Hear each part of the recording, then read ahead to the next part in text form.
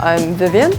I'm an architect practicing in Hong Kong, born in Vancouver, Canada, and studied in the US, and now practicing full-time in my hometown, Hong Kong. My full name is Vivian Y Yin Liu. It's too long of an Instagram name, so I shortened it to V double for W, so that's how I got V double. When I graduated from architecture school, I was working very long hours. That kind of took over my life a little bit, and I thought, this is not how life should be. So I actually looked for a distraction.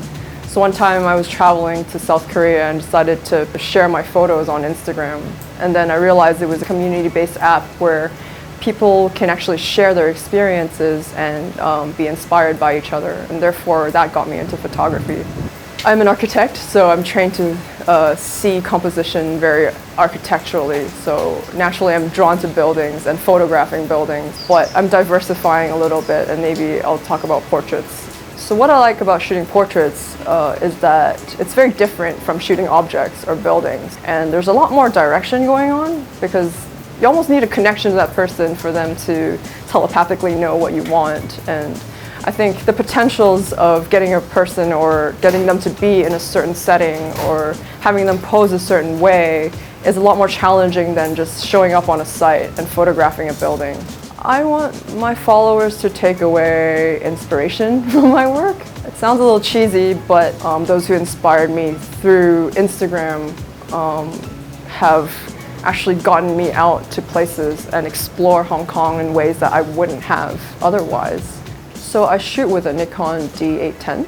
Go-to lens would be the 14 to 24 2.8 because I love the dynamic angles that the 14 gives me. I also own an 85 1.8, which I'm really happy with because I shoot a lot of portraits and street photography with. I think the role of a photographer in the modern day social media driven society is to constantly provide new content. So I think as a photographer, you have to constantly seek out new places, seek out new styles in order to keep people interested because of their short attention span. And in a way, I appreciate that because it's constantly driving me to do new things, to go new places, do that at a really accelerated rate. Hong Kong is super fast-paced because it's super dense and super compact. There's also contrasts because there's a lot of natural landscapes that are within 30 minutes from dense urban environments. Also love the vibrancy, the energy, and the colors of the city.